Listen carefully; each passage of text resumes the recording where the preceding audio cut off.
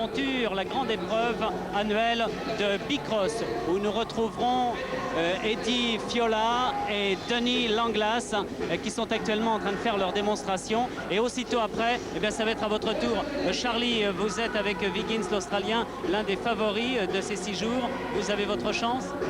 Oui, bien sûr, nous avons encore notre chance puisque nous sommes 4 équipes encore, voire 5 équipes à pouvoir gagner et rien n'est fait pour le moment. Alors ce sont les Belges Tournée de Wilde qui sont en tête actuellement devant Valle-Franck, vous et Giesiger Müller. Oui, c'est ça, et disons que la bataille va être encore dure ces derniers jours. Elle a été dure ces 4 premiers jours et je pense qu'elle va commencer à laisser des traces dans les jambes et la décision risque de se faire peut-être ce soir ou demain soir. Voilà, et bien on vous laisse vous préparer maintenant et on va continuer à regarder avec Nadia cette démonstration de freestyle tout en nous rendant à notre poste de commentateur pour vous décrire la chasse qui va se dérouler dans quelques instants. Et auparavant, j'ai à côté de moi l'un des champions français de freestyle, Olivier Cauvin, qui va pouvoir nous raconter exactement ce que sont ces figures auxquelles nous assistons actuellement. Alors maintenant, il faut commencer les sauts aériens. Alors c'est plus particulièrement spectaculaire parce que ça va très haut et c'est très dur et ça va dans tous les sens. Est-ce qu'il y a des Français qui sont capables d'en faire autant? Pratiquement autant, mais ils s'y sont mis un peu plus tard, mais ça marche pour l'instant pas mal pour les Français qui s'entraînent en Californie maintenant. Oui, il y en a un qui vient de Boston, Langlas, et Fiola qui est le fameux champion californien. Langlas a 17 ans, Fiola qui est maintenant avec son maillot noir, lui a 21 ans, alors que c'est Langlas maintenant tout de blanc vêtu qui saute, oh là là, près de plus de 3 mètres du sol. J'ai pas entendu votre question. Plus de 3 mètres du sol, il est. Plus de 3 mètres, enfin pas plus de 3 mètres du sol, mais en hauteur à partir du moment où il saute en haut du tremplin. Le record du monde, c'est de 3 mètres. Ah, c'est vraiment impressionnant. Eh bien, on vous laisse regarder ça, Nadia. Ben, on se retrouve tout à l'heure pour la remise du trophée TF1. Absolument, à tout à l'heure, Daniel.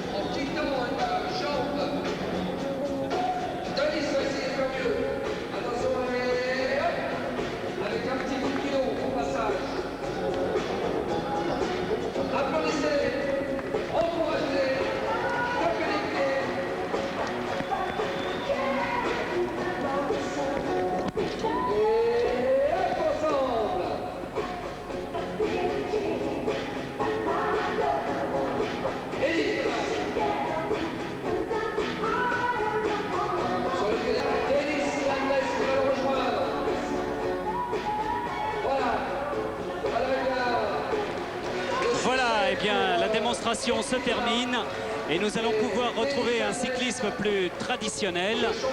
Mais vous voyez qu'il y a du beau spectacle qui nous attend dimanche prochain à Bercy, puisqu'il n'y aura pas que ces épreuves de freestyle, mais aussi les compétitions de bicross, les courses véritablement. Et voilà, bah, c'est pas plus difficile que ça de descendre du tremplin.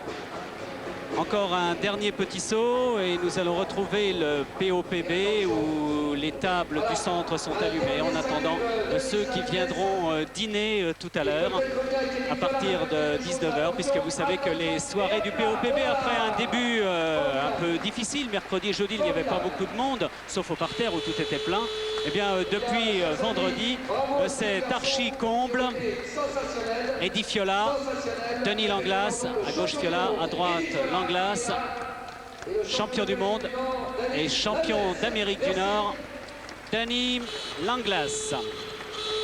La course va pouvoir commencer maintenant. Les coureurs sont en train de remonter sur la piste et j'en profite pour vous dire que c'est l'équipe belge Tournée de Wilde qui a pris la tête après la chasse d'1h du matin. Mais le maillot jaune que vous verrez dans quelques instants de Bicross